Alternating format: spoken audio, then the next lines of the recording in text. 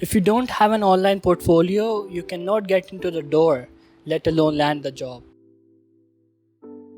Hi, I'm Shazib. I am a self-taught UX designer and a community builder, and here on YouTube I make videos about productivity, design, and occasional lifestyle vlogs. In this video, I'm going to talk about the 3 things which I learned through mentorship in this week, and those 3 things are: number 1, don't be a specialist, be a generalist, and then move on to being a specialist. Number 2, improve your textual and verbal communication skills. And number 3, an online portfolio with your best work is an absolute necessity for a UX designer. Now, let's dig into each one of them. Number 1, don't be a specialist, be a generalist. What does it mean? Well, UX design is a very vast field with a very different subcategories of professions. So a UX designer can be a lot of things. That person can be an information architect, that person can be a UX researcher, that person can be a visual designer. So there are a lot of things you can be based on your strengths. But how do you know what is your strength? How do you figure it out? Well, you do that by tasting each of these professions. So that is in turn being a generalist. How you first of all learn how to do each of those things.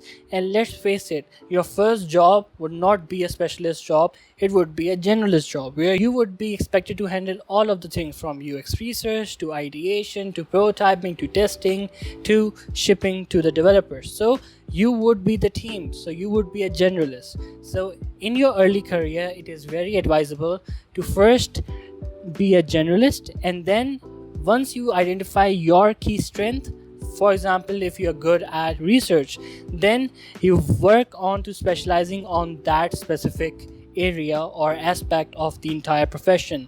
Then this entire model is called a T-shaped approach, in which you first of all take a generalist route and then you increase your specialist route. So this is the route you should take in your career. Number 2, improve your textual communication as well as verbal communication. Well, UX design or any profession nowadays is very communication oriented. You need to get work done. So for that, you would need to communicate effectively. And nowadays, you are not talking only verbally, face to face. Now in this pandemic especially, everything is virtual, everything is remote. You need to convey that entire thing in your mind effectively through a text message on Slack or on Microsoft Teams. So verbal communication is essential, but nowadays textual communication, your level of English, your level or any language you want to converse should be top notch. So this is a very desirable skill set nowadays, and you can better demonstrate it in the 3rd point, that is your online portfolio. Now, the online portfolio is a very necessary tool in a designer's belt of skills. Now, this may be controversial because some people say it's not very important, and you would find a lot of videos on YouTube which say that how to land your first job without any portfolio. Well, I just landed my first jobs and I had a portfolio and I had it all filled. How did I do that? There's a thing called concept projects. Concept projects are projects which you think of, which you ideate. They are your brainchild. You think of them, you plan out the entire product journey, product process, and you execute each of them yourself. So they are basically solo projects. You can maybe find a fellow researcher or fellow UXer in your community and collaborate on that, but that is also a lot of work. If you cannot do that, be a solo UX designer for a concept project.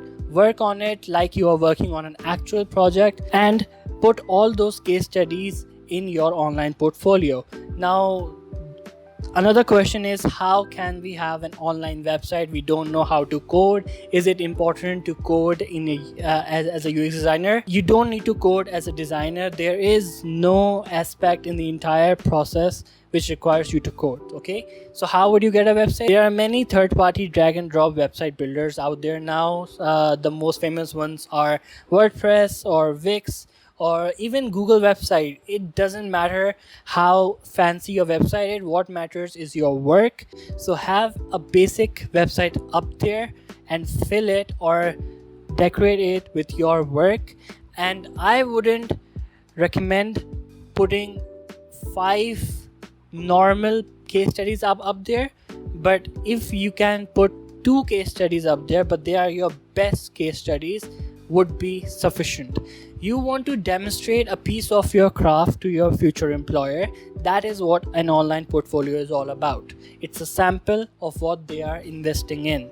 So, and it also shows your dedication and your work ethic and your expertise, because in this design career specifically, from my experience, it's show not tell, right? And an online portfolio is very, very essential for doing that. So these are the 3 things which I've learned this week, and this is a new series. Really, I am a community ambassador at ADP List.